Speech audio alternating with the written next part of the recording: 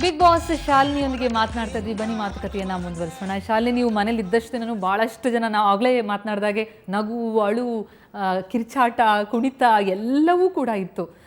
But ನಿಮಗೆ ಬಹಳ memorable ಅಂತ ಅನ್ಸೋದು ಯಾವುದು ಅಂತ, ಯಾವ ಕ್ಷಣ? ಬಹಳ ಮೆಮೊರೇಬಲ್ ಅಂದರೆ ಐ ಥಿಂಕ್ ಎಲ್ಲದೂ. ನನಗೊಂದು, ನಾನು ಹೋದ್ಮೇಲೆ ಅವರು ಶಾಲಿನಿ ವಿ ಲವ್ ಯು ಅಂತ ಹಾಕಿದ್ರಲ್ಲ, ಅದನ್ನ I think I never forget that. ಅದು ತುಂಬ ಚೆನ್ನಾಗಿತ್ತು. ಆ್ಯಂಡ್ ಐ ಮೀನ್ ಪ್ರತಿದಿನವೂ ಮೆಮೊರೇಬಲ್ ಕ್ಷಣಗಳು ನಡೀತಾನೆ ಇತ್ತು. ಆ್ಯಂಡ್ ನನ್ನ ಮಗಳು ಮನೆಯೊಳಗೆ ಬಂದಾಗ, ನಮ್ಮ ಯಜಮಾನ್ರ ಮನೆಯೊಳಗೆ ಬಂದಾಗ ಇಟ್ ವಾಸ್ ಆಸಮ್. ಅಷ್ಟೊತ್ತಿಗೆ ಸ್ಯಾಚುರೇಷನ್ ಪಾಯಿಂಟ್ ಹೊಟ್ಟೋಗಿದ್ದೆ ನಾನು, ಅದಕ್ಕೆ. ಸೊ ಅದು ಚೆನ್ನಾಗಿತ್ತು. ಆ್ಯಂಡ್ ಎಲ್ಲ ಟಾಸ್ಕ್ಗಳನ್ನೂ ನಾನು ತುಂಬ ಎಂಜಾಯ್ ಮಾಡ್ತಿದ್ದೆ. ಸೊ ಎವ್ರಿ ಡೇ ಒಂದು ಅಟ್ಲೀಸ್ಟ್ ನನಗೊಂದು 10ರಿಂದ 20 ಮೆಮೊರೇಬಲ್ ಕ್ಷಣಗಳಿತ್ತು. ಸೊ ಒಂದು ಪಿಕ್ ಮಾಡೋದು ತುಂಬ ಕಷ್ಟ ನನಗೆ. ಮನೆಗೆ ಬಂದಮೇಲೆ ಈಗ ಡಿಸ್ಕಸ್ ಮಾಡ್ತೀರಾ ಅದನ್ನು? ಅಂದರೆ ತುಂಬ ಡಿಸ್ಕಸ್ ಮಾಡ್ತಾ ಇಲ್ಲ. ಯಾವಾಗಲೋ ಏನೋ ಒಂದು ಜ್ಞಾಪಕ ಬಂದರೆ ಅದನ್ನು ಹೇಳ್ತಾ ಇದ್ದೀನಿ. ಬಟ್ ಕಾನ್ಷಿಯಸ್ ಆಗಿ ಅದನ್ನು ಡಿಸ್ಕಸ್ ಮಾಡ್ತಿಲ್ಲ ನಾನು. ಬಟ್ ನನ್ನ ತಲೆಯಲ್ಲಿ ಓಡ್ತಾನೇ ಇರುತ್ತೆ, ಅದು ಒಂಥರ ಲೂಪಲ್ಲಿ ಓಡ್ತಾನೇ ಇದೆ ಅದೆಲ್ಲದು ನನ್ನ ತಲೆಯಲ್ಲಿ. ಎಸ್, ಮನೆಗೆ ಬಂದ್ಮೇಲೆ ಹೇಗಿದ್ದೀರಾ ಕೇಳಬೇಕಾಗತ್ತೆ. ನಿಮ್ಮ ಯಜಮಾನ್ರನ್ನೇ ಕೇಳೋಣ. ಅನಿಲ್ ಅವರು ನಮ್ಮ ಜೊತೆ ದೂರವಾಣಿ ಸಂಪರ್ಕದಲ್ಲಿದ್ದಾರೆ, ಶಾಲಿನಿ ಅವರ ಹಸ್ಬೆಂಡ್. ಅನಿಲ್ ಅವರೇ ನಮಸ್ಕಾರ. ನಮಸ್ತೆ. ಅನಿಲ್ ಅವರೇ, ಏನ್ ಅನಿಸ್ತಾ ಇದೆ ನಿಮಗೆ? ಬಿಗ್ ಬಾಸ್ನ ಒಳಗಿದ್ದಾಗ ತಮ್ಮ ಪತ್ನಿ ಹೇಗಿದ್ರು, ಈಗ ಹೊರಗೆ ಬಂದ್ಮೇಲೆ ಹೇಗೆ ಅನಿಸ್ತಾ ಇದ್ದಾರೆ? Any difference? ಶಾಲಿನಿ ಹೊರಗಡೆ ಹೇಗಿದ್ಲು ಇಷ್ಟು ವರ್ಷ, ನನ್ನ 20 ವರ್ಷ ಪರಿಚಯದಲ್ಲಿ, ಇವಾಗ್ಲೂ ಹಂಗೆ ಇದ್ಲು. ಆಮೇಲೆ ಮನೆ ಒಳಗಡೆನು ಹಾಗೆ ಇತ್ತು. ಅವ್ರು ಕೆಲವು ಸಲ ತಪ್ಪು ಮಾಡಿದಾಗ, ಆಮೇಲೆ ಅವ್ರು ತಿದ್ಕೊಂಡಾಗ, ಇಲ್ಲೂ ಸಾಕಷ್ಟು ಸಲ ತಪ್ಪು ಮಾಡ್ತಾರೆ. ಅದನ್ನ ಅದೇ ತರ ತಿದ್ಕೊಳ್ತಾರೆ ಕೂಡ. ಅದೇ ತರ ಮನೆಯಲ್ಲಿ ಹೆಂಗೆ ಹಾರ್ಡ್ ವರ್ಕ್ ಮಾಡ್ತಾ ಇದ್ರು, ಬಿಗ್ ಬಾಸ್ ಮನೆಯಲ್ಲೂ ಅಷ್ಟೇ ಕಷ್ಟ ಬೀಳ್ತಾ ಇದ್ರು. ಅಲ್ಲ, ಅಲ್ಲಿ ಬಿಗ್ ಬಾಸ್ ಮನೇಲಂತೂ ಬಿಗ್ ಬಾಸ್ನ ಒಂದು ಸೌಂಡ್ ಕೇಳಿದ್ರೆ ಸಾಕು, ಅವ್ರು ಏನ್ ಹೇಳ್ತಾರ ಅದನ್ನೆಲ್ಲ ಶಿರ್ಸಾವಹಿಸಿ ಪಾಲಿಸ್ತಾರೆ. ಮನೇಲಿ ಯಾರು ಬಿಗ್ ಬಾಸ್? ತಮ್ಮ ಮಾತು ಕೇಳ್ತಾರ? ಯಾಕಿಂತ ಪ್ರಶ್ನೆ ಎಲ್ಲ ಕೇಳ್ತೀರಾ ನೀವು ಸಿಗಾಸಕ್ ನನ್ನನ್ನ? ಸತ್ಯ ಹೊರಗೆ ಬರ್ಲಿ ಅಂತ. ನಾವ್ ಏನೇ ಮಾಡಿದ್ರು ಒಂದ್ ಡಿಸ್ಕಷನ್ ಇರುತ್ತೆ. ಕೆಲವು ಸಲ ಒಪ್ಕೊಳ್ತಾರೆ, ಕೆಲವು ಸಲ ಒಪ್ಕೊಳ್ಳೋದಿಲ್ಲ. ಕೆಲವು ಸಲ ಅವ್ರು ಹೇಳೋ ಪಾಯಿಂಟ್ ಅಲ್ಲಿ ತುಂಬಾ ಅರ್ಥ ಇರುತ್ತೆ. ಸೊ ಅದನ್ನ ನಾನು ಒಪ್ಕೊಂಡ್ಬಿಡ್ತೀನಿ. ಐ ಥಿಂಕ್ 20 ವರ್ಷದಿಂದ ನಾವು ಒಬ್ರಿಗೊಬ್ರು ನಮ್ಮ ಡಿಸಿಷನ್ಸ್ ನ ಎಷ್ಟೇ ಕೆಟ್ಟದಾಗಿದ್ರು ಅವ್ರು ಸಪೋರ್ಟ್ ಮಾಡಿದ್ದಾರೆ. ಆಮೇಲೆ ನಮ್ ಡಿಸಿಷನ್ಸ್ ಗಳಿಂದ ನಾವು ಕಲ್ತಿದ್ದು ತುಂಬಾ ಇದೆ. ಅದೇ ತರ ಶಾಲಿನಿ ಅವರು ಅಲ್ಲಿ ಒಳಗಡೆ ಮಾಡಿರೋ ಡಿಸಿಷನ್ಸ್ ಗಳಿಂದನೂ ತುಂಬಾ ಕಲ್ತಿದ್ದಾರೆ. ಆಮೇಲೆ ಪ್ರತಿಯೊಬ್ಬರಿಂದ ಕಲ್ತಿದ್ದೆ ಅವರು ಜಾಸ್ತಿ. ನಮ್ಗೆ ತುಂಬಾ ಹೇಳ್ತಾ ಇರ್ತಾರೆ. ಅಲ್ಲ, ಅವ್ರು ಮನೆಯೊಳಗಡೆ ಅತ್ತಾಗ, ನಕ್ಕಾಗ, ಅವ್ರು ಎಂಜಾಯ್ ಮಾಡಿದಾಗ, ಬೇಜಾರು ಮಾಡ್ಕೊಂಡಾಗ, ನಿಮಗೆ ಅದನ್ನ ನೋಡ್ತಾ ಇದ್ದಾಗ ನೀವು ಹೇಗೆ ರಿಯಾಕ್ಟ್ ಮಾಡ್ತಿದ್ದೆ? ಅಂದ್ರೆ ನಾನು ಅಲ್ಲಿದ್ರೆ ಅವ್ರನ್ನ ಸಂಭಾಳಿಸ್ತಿದ್ದೆ ಅಂತ ಅನಿಸ್ತಿತ್ತ? ತಮ್ಗೆ ಏನ್ ಅನ್ಸ್ತಿತ್ತು? ತಮ್ಮ ಮನಸ್ಸಲ್ಲಿ ಏನ್ ಭಾವನೆಗಳು ಬರ್ತಿತ್ತು ಅಂತ? ಇಲ್ಲ, ಏನಂದ್ರೆ ನೋಡಿ, ಎಲ್ಲಾರ್ದು ಒಂದೊಂದು ವ್ಯಕ್ತಿತ್ವ ಇರುತ್ತೆ. ಅವ್ರ ಮಾತನಾಡಿದ್ಮೇಲೆ ನಾವು ಅದನ್ನ ಸಮಜಾಯಿಸಕ್ಕೆ ಹೋಗ್ಬಾರ್ದು. ಯಾಕಂದ್ರೆ ಒಂದ್ಸಲ ಬಂದಿದ್ದ ಮಾತುಗಳು ವಾಪಸ್ ಬಂದು ಹೋಗಲ್ಲ. ಅದು ಒಳ್ಳೇದೋ ಕೆಟ್ಟದ್ದೋ, ಬಟ್ ಅವರನ್ನ ಸಪೋರ್ಟ್ ಮಾಡ್ಬೇಕಷ್ಟೆ. ಅವ್ರಿಗೆ ಅರಿವಾಗಿ ಅವ್ರು ತಿದ್ಕೊಳ್ಳೋರ್ಗು ನಾವು ಅವ್ರನ್ನ ಸಪೋರ್ಟ್ ಮಾಡಿದ್ರೆ ಅವ್ರು ಖಂಡಿತ ತಿದ್ಕೊಳ್ತಾರೆ. ಸೊ ಪ್ರತಿ ಸಲ ಶಾಲಿನಿ ಆತರ ಆದಾಗ, ಅಯ್ಯೋ ನಾನು ಇಲ್ವಲ್ಲ, ನಾನು ಇದ್ದಿದ್ರೆ ಅಟ್ಲೀಸ್ಟ್ ಒಂದು ಹಗ್ ಕೊಡ್ತಾ ಇದ್ದೆ ಅವಳಿಗೆ.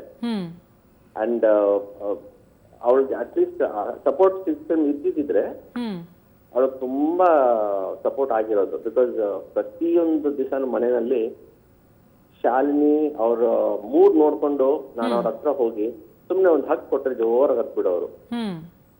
ಅವ್ರ ಮನ್ಸಲ್ಲಿ ಏನಿದೆಯೋ, ಏನು ಓಡ್ತಾ ಇತ್ತು ಅದನ್ನ ಆಮೇಲೆ ಹೇಳ್ತಾ ಇದ್ರು. ಬಟ್ ನನ್ಗೆ ಅವ್ರನ್ನ ನೋಡಿದ ತಕ್ಷಣ ಅನ್ಸುತ್ತೆ, I need to go and give ಅವರ್ ಅ ಹಗ್ ಅಂತ. ಸೊ ಪ್ರತಿ ಸಲ ಆತರ ಆದಾಗ ನನ್ಗೆ ತುಂಬಾ ಸ್ವಲ್ಪ ಬೇಜಾರಾಗೋದು.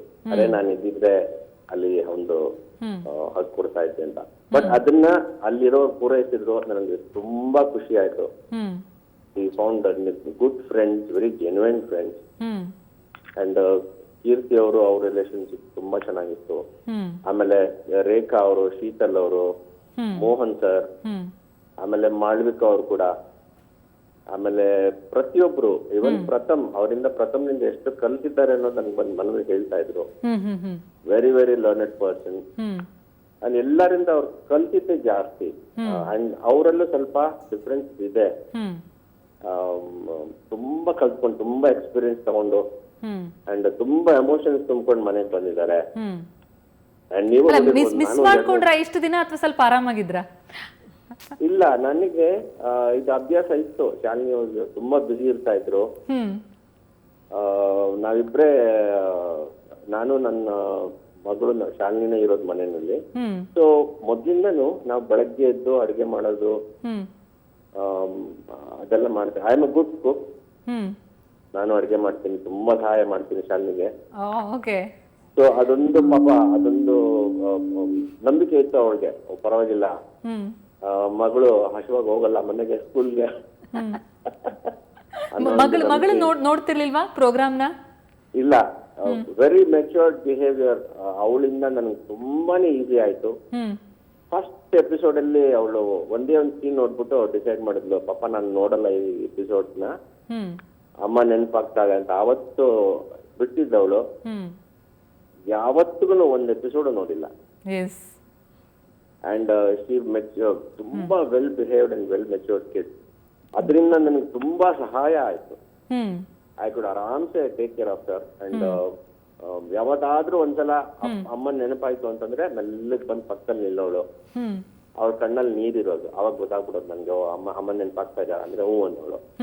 ಅವಾಗ ಅವಳು ಅಲ್ಲಿ ಡ್ಯಾನ್ಸ್ ಮಾಡಿದ್ದು ನಗ್ತಾ ಇರೋದು ಯಾವ್ದಾದ್ರು ವಿಡಿಯೋ ತೋರಿಸ್ತಾ ಇದ್ದೆ, 5 ನಿಮಿಷಕ್ಕೆ ಸರಿ ಹೋಗ್ಬಿಡೋರು. ಈಗ ಬಿಗ್ ಬಾಸ್ ಮನೆಯಿಂದ ಬಂದ ಮೇಲೆ ಮನೇಲೂ ಬಿಗ್ ಬಾಸ್ ದೇ ಸೌಂಡ್ ಬೇಕು, ಆ ಮ್ಯೂಸಿಕ್ ಬೇಕು ಹೇಳೋದಕ್ಕೆ, ಅಂತದೇನಾದ್ರು ಡಿಮ್ಯಾಂಡ್ಸ್ ಬರುತ್ತಾ ಅಂತ? ಸ್ವಲ್ಪ ಕಷ್ಟ ಆಗ್ತಾ ಇದೆ ಅವ್ರ ಎಬ್ಬಿಸಕ್ಕೆ. ನಾನು ಅದೇ ಕೇಳ್ತಾ ಇದ್ದೆ, ಹಾಡಾಕ್ಲಮ್ಮ ಹಾಡಾಕ್ಲ ಜೋರಾಗಿ ಅಂತ. ಬಟ್ ದಿಸ್ ಹೋಲ್ ಎಕ್ಸ್ಪೀರಿಯನ್ಸ್ ಅವ್ರಲ್ಲಿ ಎಮೋಷನಲಿ ಎಷ್ಟು ಚೇಂಜ್ ಮಾಡಿದೆ ಅಂದ್ರೆ, ಸ್ವಲ್ಪ ಟೈಮ್ ತಗೊಳ್ತಾ ಇದೆ ಅವ್ರಿಗೆ ಚೇಂಜ್ ಆಗಕ್ಕೆ. ಆಮೇಲೆ ಅವ್ರು ಅದೇ ಗುಂಗಲ್ಲಿದ್ದಾರೆ. ಆಮೇಲೆ ಪ್ರತಿ ಸಲ ಯಾವ್ದಾದ್ರು ಒಂದು ಈ ತರ ನೋಡಿದ್ರೆ ಅವ್ರಿಗೂ ಎಮೋಷನಲ್ ಆಗ್ತಾರೆ ಇನ್ನಾನು. ಅಂಡ್ ನಿಜ ಹೇಳ್ಬೇಕು ಅಂದ್ರೆ ಅವ್ರಿಗಿಂತ ಜಾಸ್ತಿ ಎಮೋಷನಲ್ ನಾನು. ಅವರು ಎಲ್ಲೆಲ್ಲಿ ಹತ್ತಿದಾರೋ ಅವಾಗೆಲ್ಲ ನಾನು ಹತ್ತಿದ್ದೀನಿ. ಎಲ್ಲೆಲ್ಲಿ ನಕ್ಕಿ ಖುಷಿ ಪಟ್ಟಿದಾರೋ ನಾನು ಖುಷಿ ಪಟ್ಟಿದ್ದೀನಿ. ಅವ್ರಿಗೆ ಬೇಸರ ಆದಾಗ ನನಗೂ ಬೇಸರ ಆಗಿದೆ.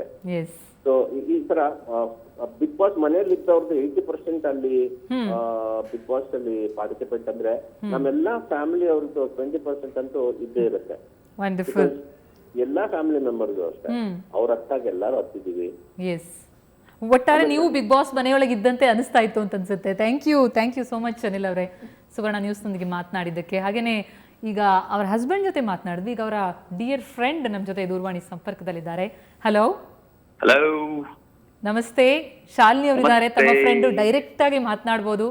ಅಕ್ಕ ಕೇಳೆ ಅಕ್ಕ, ಒಂದು ಅಕ್ಕ ಇದ್ರೆ ಪಕ್ಕ ಬರಲ್ಲ ನಂಗೆ. ಬೇಡ ಬೇಡ ಕರ್ಪಿ ಬೇಡ. ಯಪ್ಪ, ಇವನ ಹತ್ರ ಮಾತಾಡೋದಕ್ಕೆ ಎಷ್ಟು ಸಲ ಫೋನ್ ಮಾಡಿದ್ದೀನಿ, ಇಲ್ಲಿ ಫೋನಿಗೆ ಸಿಕ್ಕಿದ್ದಾನೆ ಇವನು. ಒಂದೇ ಒಂದ್ಸಲ ಮಾತಾಡಿದ್ದಾನೆ ಮನೆಯಿಂದ ಆಚೆ ಬಂದ್ಮೇಲೆ. ಏಯ್ ಯಾಕೆ ಹೀಗೆ ಕೀರ್ತಿ? ನಮಸ್ಕಾರ. ನಮಸ್ಕಾರ Keerthi, congratulations first of all.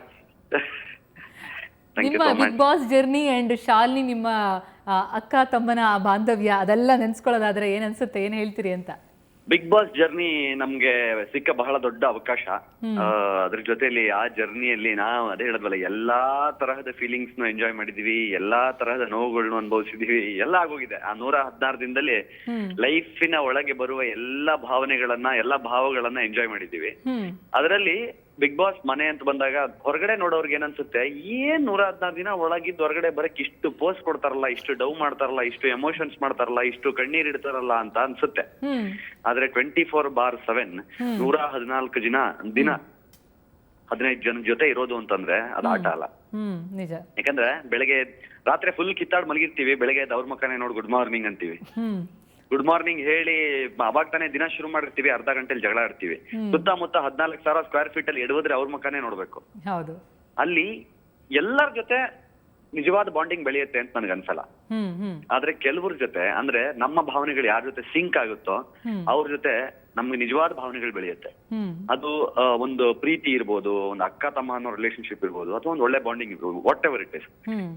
ಹಾಗ್ ನೋಡಿದ್ರೆ ನನಗೂ ಶಾಲಿ ಅಕ್ಕಂಗೂ ಇದ್ದ ಬಹಳ ದೊಡ್ಡ ಬಾಂಡಿಂಗ್. ನಾವು ಫಸ್ಟಿಗೆ ಹೋದಾಗ ಮೇಡಮ್ ಅಂತ ಕರಿತಿದ್ದೆ ಒಂದ್ ವಾರ, ಯಾಕಂದ್ರೆ ನನಗೆ ಅವ್ರು ಬಾಸ್ ಆಗಿದ್ರು 7 ವರ್ಷಗಳ ಕೆಳಗೆ. ಓಕೆ. ಅವ್ರು ಆಮೇಲೆ ಏನ್ ನೀವು ಮೇಡಮ್ ಅಂತೀರಾ, ನಮ್ ಶಾಲಿನಿ ಅಂತಾನೆ ಕರೀರಿ ಪರವಾಗಿಲ್ಲ ಅಂತ. ಕಷ್ಟಪಟ್ಟು ಶಾಲಿನಿಗ್ ಬರಕ್ ಒಂದ್ ವಾರ ಆಯ್ತು. ಆಮೇಲೆ ನಿಜವಾಗ್ಲೂ ಒಂದ್ ಒಳ್ಳೆ ಬಾಂಡಿಂಗ್, ಯಾಕಂದ್ರೆ ಅವಳು ಸ್ವಲ್ಪ ಎಮೋಷನಲ್, ನಾನು ಸ್ವಲ್ಪ ಎಮೋಷನಲ್. ಆಮೇಲೆ ಕೆಲವೊಂದು ಭಾವನೆಗಳು ನಮ್ಗೆ ಅರ್ಥ ಆಗ್ತಿತ್ತು. ಆಮೇಲೆ ಕೆಲಸದ ವಿಚಾರ ಬಂದಾಗ ನಾವಿಬ್ರು ಒಟ್ಟೊಟ್ಟಿಗೆ ಮಾಡ್ತಿದ್ವಿ, ಒಂದೇ ಡಿಪಾರ್ಟ್ಮೆಂಟ್ಸ್ ಅಲ್ಲಿ ಇರ್ತಿದ್ವಿ. ಆಮೇಲೆ ಅಡಿಗೆ ಮಾಡೋದು ಅಲ್ಲಿ ಒಂದೊಂದು ಡಿಪಾರ್ಟ್ಮೆಂಟ್ ನ ಕರ್ತವ್ಯ, ಆದ್ರೆ ಪ್ರೀತಿಯಿಂದ ಅಡಿಗೆ ಮಾಡಿ ಹಾಕೋದಿದೆಯಲ್ಲ ಅದು ಕರ್ತವ್ಯ ಅಲ್ಲ, ನಿಜ. ಅದು ಆ ಪ್ರೀತಿ. ಅದು ನಿಜವಾಗ್ಲೂ 114 ದಿನಾನು ಒಂದು ದಿನಾನು ರುಚಿ ಕಡಿಮೆ ಆಗದೆ, ಪ್ರೀತಿ ಕಡಿಮೆ ಆಗದೆ ಊಟ ಬಡಿಸಿದ್ದು ಶಾಲಿನಿ, ರೇಖಾ, ಶೀತಲ್, ಮಾಲವಿಕಾ ಮೇಡಮ್ ಅವ್ರು. ಅದ್ರಲ್ಲೂ ಅಡಿಗೆ ಮನೆ ಆಡಳಿತಾಧಿಕಾರಿ ನಮ್ಮ ಶಾಲಿನಿ ಅಕ್ಕ. ಅದೇ ನಾನು ಅಂತ ಇದ್ದೀನಿ, ಅಡಿಗೆ ಮನೆ ದೃಶ್ಯ ಬಂತು ಅಂತಂದ್ರೆ ಅಲ್ಲಿ ಫಸ್ಟ್ ಕಾಣದೇ ಶಾಲಿನಿ ಆಗಿತ್ತು. ಸ್ಟವ್ ಬಿಟ್ರೆ ನೆಕ್ಸ್ಟ್ ನಾನೇ ಇದ್ದಿದ್ದಲ್ಲಿ. ಸೊ ಹಂಗಾಗಿ ನಂದು ಶಾಲಿ ಅಕ್ಕನು ಒಂದು, ಅದ್ರ ನಡುವೆ ಸಾಕಷ್ಟು ಜನ ಪ್ರಶ್ನೆಗಳು ಕೇಳಿದ್ರು, ಫಿಕ್ಸಿಂಗ್ ಅಂತ ಕೇಳಿದ್ರು, ನೀವಿಬ್ರು ಮುಂಚೆನೆ ಮಾತಾಡ್ಕೊಂಡಿದ್ರಿ ಅಂತ ಆಯ್ತು. 1000 ಬಂತು. ನಾವ್ ಯಾವ ಕಂಪ್ಲೇಂಟ್ಸ್ನು ಯಾಕೆ ಅದಕ್ಕೆ ಉತ್ತರ ಏನೇನ್ ಅವಾಗ್ಲೇ ಸ್ಪಾಂಟೇನಿಯಸ್ ಆಗಿ ಕೊಡೋದು ಕೊಟ್ಟು, ನಾವ್ ಅದಕ್ಕೆ ಯಾಕೆ ಜಾಸ್ತಿ ತಲೆ ಕೆಡ್ಸ್ಕೊಳ್ಲಿಲ್ಲ ಅಂತಂದ್ರೆ ನಮ್ಮಿಬ್ರಿಗೆ ಸತ್ಯ ಗೊತ್ತಿತ್ತು. ಆಮೇಲೆ ಬಿಗ್ ಬಾಸ್ ಹೇಳಿದ್ರು ನಾವು ತನಿಖೆ ಮಾಡಿದ್ವಿ, ಆ ತರದ್ ಏನು ನಡೆದಿಲ್ಲ ಅಂತ. ಅದರ ಆಚೆಗೆ ನಾವಿಬ್ರು ನಿಜವಾದ ಬಾಂಡಿಂಗ್ ಅಲ್ಲಿ ನಿಜವಾಗಿಯೂ ಅಕ್ಕ ತಮ್ಮ ಅನ್ನೋ ರೇಂಜ್ ಅಲ್ಲಿ ಇದ್ವಿ. ನನಗೆ ಲೈಫ್ ಅಲ್ಲಿ ಅಕ್ಕ ಇಲ್ಲ, ನಂದ್ ಹೆಮ್ಮೆಯಿಂದ ಹೇಳ್ಕೋಬಲ್ಲ. ಇರೋ ತನಕನೂ ನನಗೆ ಅವಳ ಅಕ್ಕನೇ, ಇಲ್ಲಿಂದ ಬಂದ ಮೇಲೂ ಅಕ್ಕನೇ. ಇರೋ ತನಕ ಪ್ರತಿ ವರ್ಷ ಬಂದ್ ಅವಳು ರಾಖಿ ಕಟ್ಲೇಬೇಕು, ಗಿಫ್ಟ್ ಕೊಡ್ಲೇಬೇಕು. ಹಂಗಾಗಿ ನಾವು ಫಿಕ್ಸ್. ಅದು ಬೇರೆ ನಾನೇನ್ ಮಾತಾಡಕ್ ಇಷ್ಟಪಡಲ್ಲ. ನಮ್ಮಿಬ್ರು ಬಾಂಡಿಂಗ್ ಮಾತ್ರ ಅದ್ರಲ್ಲಿ ಎರಡನೇ ಡೌಟೇ ಇಲ್ಲ, ಅದ್ಭುತವಾಗಿತ್ತು, ಅದ್ಭುತವಾಗಿ ಇರ್ತೀವಿ. ವಂಡರ್ಫುಲ್ ಕೀರ್ತಿ, ನಿಮ್ಮ ಬಾಂಡಿಂಗ್ ಹೀಗೆ ಬೆಳೀಲಿ ಅಂತ ನಾವು ಆಶಿಸ್ತೀವಿ. Thank you. ಎಸ್ ಶಾಲಿನಿ, ಒಬ್ಬೊಬ್ಬರ ಜೊತೆ ಒಂದೊಂದು ರೀತಿಯಾದಂತಹ ಬಾಂಡಿಂಗ್, ಅದರಲ್ಲೂ ಕೀರ್ತಿ ಜೊತೆ ಯಾವುದು ಕಿರಿಕಿರ್ಲಿಲ್ಲ, ಎಲ್ಲವೂ ಕೂಡ ಯಾಕಿರ್ಲಿಲ್ಲ. ಸುಮಾರು ಕಿರಿಕ್ ಮಾಡ್ತಿದ್ವಿ ನಾವಿಬ್ರು. ನಮ್ಮಿಬ್ರದ್ದು ಜಗಳ ಅಂದ್ರೆ ಫಿಸಿಕಲ್ ಜಗಳ. ಎಸ್, ಬಹುಶಃ ಅದ್ರ ಬಗ್ಗೆ ಖಂಡಿತವಾಗ್ಲೂ ನಾವು ಮಾತನಾಡಲೇಬೇಕಾಗತ್ತೆ. ಕೀರ್ತಿ ಮತ್ತು ಶಾಲಿನಿ ಅವರ ಆ ಜಗಳಗಳು ಹೇಗಿತ್ತು, ಅದರ ಆಯಾಮಗಳು ಯಾವ್ಯಾವ ರೀತಿಯಲ್ಲಿ ಬಂತು, ಜೊತೆಗೆ ಏನೆಲ್ಲ ಅವರು ಅಲಿಗೇಷನ್ಗಳನ್ನ ಕೇಳಬೇಕಾಯ್ತು.